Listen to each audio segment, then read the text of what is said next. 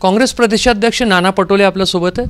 नाना भाऊ, सांगली संदर्भात विश्वजित कदम आणि इतर नेत्यांची आपल्यासोबत काल रात्री चर्चा झालेली आहे. काही तोडगा निघाला आहे की पक्षश्रेष्ठी अजूनही समजवण्याच्या मूडमध्ये आहे? नाही, ती जागा अलायन्समध्ये सुटलेली आहे. त्याच्यामुळे आम्हाला माहिती आहे की ते शिवसेनेचा कॅन्डिडेट तो जो आहे त्याचं कुठं खाली बेसिक नाही आहे. तरीसुद्धा महाविकास आघाडी म्हणून आम्हाला त्यांच्यामध्ये काम करावं लागेल आणि आम्ही काल ज्या सूचना दिलेल्या आहेत, मग विश्वजित कदम असतील, आमचे तिथले अध्यक्ष सावंत असतील, शहरातले अध्यक्ष पृथ्वीराज पाटील असतील, सगळ्यांना आम्ही सूचना दिल्या आहे की महाविकास आघाडीबरोबरच आपल्याला राहायचं आहे. तुम्ही म्हणतायत आणि कार्यकर्ते पण सांगलीमधील हेच सांगतायत की चंद्रहार पाटील जे शिवसेनेचे उमेदवार आहेत त्यांना तेवढा पाठिंबा नाही आणि काँग्रेसचा एक पारंपरिक मतदारसंघ राहिलेला आहे, परंपरेने राहिलेला आहे. कुठंतरी कार्यकर्त्यांचा कुठंतरी त्यांचा मनाचा हिरमोड होणार नाही या गोष्टीमुळे? आमच्याही मनाचा हिरमोड झालेला आहे. नुसत्या कार्यकर्त्यांचंच काय, मी राज्याचा प्रमुख म्हणून माझाही हिरमोड झालेला आहे. पण एकदा अलायन्समध्ये जेव्हा चर्चा होतात आणि त्याला काही आपल्याला अलायन्सच्या ज्या काही गोष्टी असतात त्या आपल्याला निभावून न्यायच्या असतात आणि त्यामुळे चंद्रहार पाटील आता शिवसेनेचे उमेदवार झालेले आहेत. त्यामुळे आमची भूमिका अशीच आहे की त्याच्या पाठीशी आमच्या सगळ्या काँग्रेसच्या कार्यकर्त्यांना उभं राहावं. शिवसेना उद्धव बाळासाहेब ठाकरे पक्षाचे नेत्यांनी थोडा सांगलीबद्दल स्थितीची जाणीव करून घ्यायला हवी होती किंवा अजूनही करून घ्यायला हवी असं वाटते का? केलं तर बरंच आहे, कारण की आखरी एक एक जागा मोदी सरकारला हटवण्यासाठी आपल्यासाठी महत्त्वाचे आहेत. एकदा त्यांनी त्या पद्धतीचं केलंही पाहिजे, वेळ आहे अजून. आणि तसं असेल तर काहीतरी बदलाव जे कार्यकर्ते बोलतात आहेत, तिथली लोक बोलतात आहेत, तर त्याप्रमाणे काही निर्णय घेता येईल तर घेतला पाहिजे आणि नाही घेतला तरी आम्ही त्यांच्या पाठीशी उभं राहू. विशाल पाटील यांनी उमेदवारी अर्ज दाखल केला आहे अशी पण माहिती आहे की त्यांनी 2 फॉर्म भरलेले आहेत. त्यामुळे जर अखेरच्या क्षणी शिवसेनेसोबत काही तुमचं ठरलं, काही निश्चय होऊ शकला, निर्णय होऊ शकला तर त्यांना अजूनही अपेक्षा आहे की काँग्रेसचा AB फॉर्म त्यांना मिळू शकेल? नाही, त्यांनी अगर वापस घेतला शिवसेनेने तर काँग्रेसचा AB फॉर्म आमचा तयार आहे. पण मूळ भाग आहे की आता शिवसेनेने ती जागा लढवायचंच ठरवलेलं आहे. अशा वेळेस त्यांना आम्ही काही जबरदस्ती करू शकत नाही. त्यांना वाटतं ते चांगलं ते करतील असं आम्हाला वाटतं आणि अशी वेळ आली तर ते त्यांचा कॅन्डिडेट राहिलाच तरी आम्ही त्यांना पाठिंबा देऊ. आणि जर शिवसेनेचा उमेदवार कायम राहिला तर विशाल पाटील यांनी माघार घ्यावी ही पक्षाची अपेक्षा राहील? बिलकुल, त्याला आम्ही समजवू आणि त्याला माघार घ्यायला लावू. भिवंडीचे कार्यकर्ते काल रात्री आपल्याला भेटले होते, ती जागा राष्ट्रवादी काँग्रेसकडे गेली आहे, तिथेही कार्यकर्त्यांचं एक थोडीशी नाराजी दिसून येते. दोन्ही केस सांगली असेल की भिवंडी असेल दोन्ही सारख्याच आहेत. पण आता अलायन्सचा जो इश्यू असतो त्या अलायन्सच्या आधारावरच पुढे जावं लागतं. त्यामुळे कार्यकर्ते असतील की तिथले नेते असतील या पक्ष असेल आमचा, त्या ठिकाणी हे सगळे प्रॉब्लेम तर झालेच आहेत. तरीसुद्धा याच्यातला मार्ग काढू आणि अलायन्सच्या मागं उभं राहणं हे सगळ्यांचं काम राहणार आहे. पूर्व विदर्भामध्ये पहिल्या टप्प्याचा जे प्रचार आहे तो उद्या संपणार आहे आणि या पहिल्या टप्प्याच्या प्रचारामध्ये एक खास वैशिष्ट्य दिसून आलं. प्रकाश आंबेडकर जो काही दिवसांपूर्वीपर्यंत तुमच्यासोबत चर्चा करत होते आणि महाविकास आघाडीमध्ये ते येतील अशी अपेक्षा होती, सर्वाधिक टीका ते तुमच्यावर वैयक्तिकरित्या तुमच्यावरच करताना दिसले. टीका त्यांनी कराव्यात. आता मी अकोल्याला जाणार आहे 21 तारखेला, त्याचं सगळं उत्तर आम्ही देऊ. आखरी ते पूर्ण महाराष्ट्रभर माझ्यावर टीका करतात. कारणं काय आहेत? दोष माझा नाही ना, दोष त्यांचाच आहे.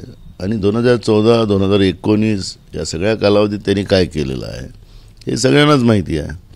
त्यामुळे इकडे चर्चा करत राहायची आणि दुसऱ्या खेळी खेळायच्या, हा प्रकार तर आता सगळ्यांना माहीत झाला.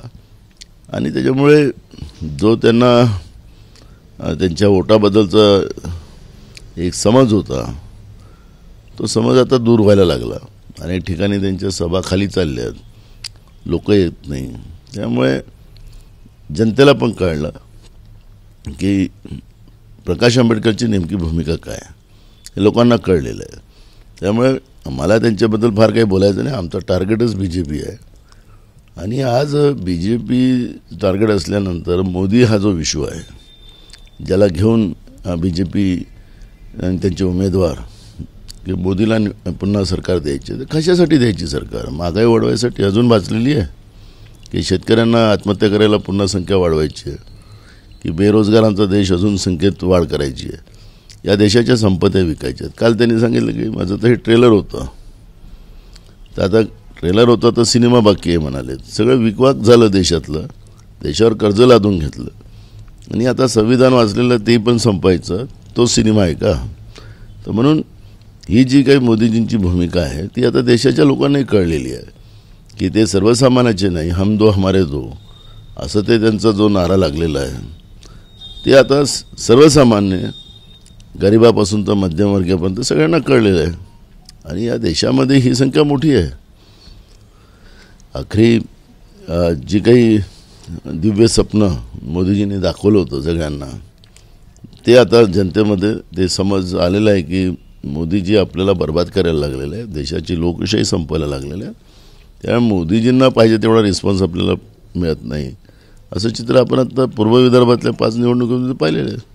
प्रकाश आंबेडकर तुमच्यावर फिक्सिंगचा आरोप करतात की तुम्ही काही जागा फिक्स केल्या, आणि तुम्ही आता बोलताना बोललात की लोकांना लक्षात येते 14 आणि 19मध्ये ते कोणती खेळी खेळलेले आहेत, तर तुमचाही त्यांच्यावर फिक्सिंगचा आरोप आहे का? नाही, मी कोणाला फिक्सिंग म्हणत नाही. मी कोणाला व्यक्तिगत जाऊन टीका करत नाही, माझा तो स्वभाव पण नाही. त्यांना सगळे अधिकार दिलेले आहेत कोणाबद्दल काही बोलायचं असेल. आणि जे वंचितच्या गोष्टी करतात, तर नाना पटोले कोण आहे? OBC समाजाचा आहे, शेतकरी आहे, वंचित आहे. आता वंचितावरच त्यांनी टीका करावी आणि जे सूत्रधार आहेत त्यांना बरोबर सेव्ह करायचं, तर ठीक आहे, त्यांनी केलं पाहिजे. याचा अर्थ आहे की माझ्यावर जेवढी टीका केली तेवढं मला नुकसान नाही आहे, माझा फायदाच आहे, माझ्या पक्षालाही फायदाच आहे.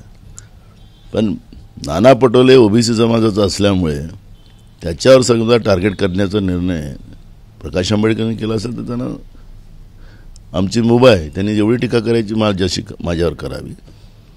पण आमचे लोक आणि बहुजनातली लोक, त्यांचं स्वरूप आहे हे लोकांना कळलेलं आहे.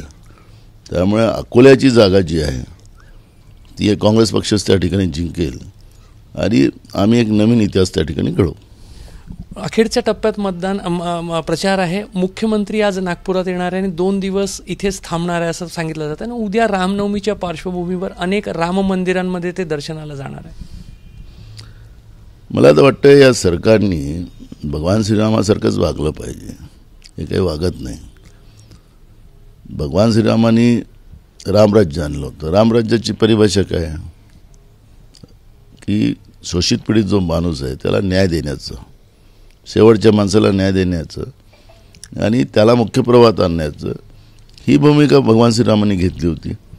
आज शेतकरी पूर्ण अवकाळी पावसामुळे बर्बाद झालेला आहे. महाराष्ट्राच्या कान्याकोपऱ्यामध्ये पिण्याच्या पाण्याच्या अडचणी निर्माण झालेल्या आहेत. बेरोजगारांचे वेगळे प्रश्न आहेत. महागाई एक आव घेऊन बसलेली आहे. हे लाईटचे बिलं 1 एप्रिलपासून यांनी पुन्हा वाढवलेले आहेत. तर भगवान श्रीराम हे नाही सांगत ना की जनतेला लुटा, रामनाम जपा आणि परायामाल अपना, हा जो मंत्र BJP आणि एकनाथ शिंदे आणि त्यांच्या सगळ्या चमूनी घेतलेली आहे. तर भगवान श्रीराम यांना माफ नाही करणार, ठरलेलं आहे. भगवान श्रीराम हे काँग्रेससोबत राहतील. जसं कर्नाटकमध्ये हनुमानजी काँग्रेससोबत राहिलेत, तशासारखं भगवान श्रीरामसुद्धा काँग्रेससोबत राहतील असं चित्र पाहायला मिळते. ते 2 दिवस बसो, देवळात जाओ, काही फरक पडणार नाही. यांचं असली हिंदुत्व आता सगळ्यांच्या लक्षात आलेलं आहे. हे असली नाही, हे नकली हिंदुत्व आले आहेत. अखेरचा प्रश्न, तुम्ही भंडारा गोंदिया लोकसभा मतदारसंघात एकेकाळी प्रफुल्ल पटेल यांच्या विरोधात निवडणूक लढवलेली होती. आता प्रफुल्ल पटेल भाजपच्या उमेदवारासाठी पाठीमागून सगळं प्रचार करतात. तुम्ही काँग्रेसच्या उमेदवाराच्या पाठीमागे सर्व धुरा तुमच्या हाती आहे. पुन्हा दोघांमध्ये त्या मतदारसंघात एक संघर्ष होताना पाहायला मिळत. नाही, प्रफुल्लबाईंना आता ते होते भंडारा गोंदिया जिल्ह्याचे लीडर, आता ते लीडर राहिले नाही. ते आता डीलर झालेले आहेत. लीडर आणि डीलरमध्ये फरक आहे. तर आखरी नेतृत्व भंडारा गोंदियाच्या जिल्ह्याच्या लोकांनी नाना पटोलेचं मान्य केलेलं आहे. लोकांचा एक विश्वास आहे.